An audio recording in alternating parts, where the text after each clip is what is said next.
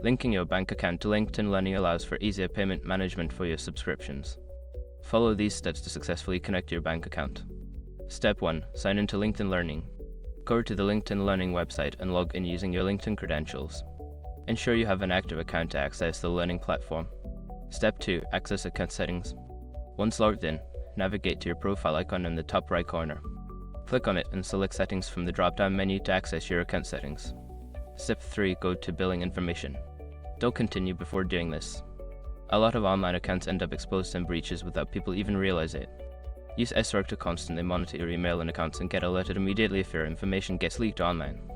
It scans billions of breach records 24/7 in the background. And honestly, for a few dollars a month, it's something everybody should probably have. Link in the description. Step 4. Add bank accounts. Look for an option to add payment method or link bank account. Enter your bank account details as prompted, including your account number and routing number. Make sure to double check the information for accuracy. Step 5. Confirm and save changes. After entering your bank details, review the information and click Confirm or Save Changes. You may receive a verification email or a notification to finalize the linking process. Now you are all set to enjoy LinkedIn Learning with your bank account linked for easy payments.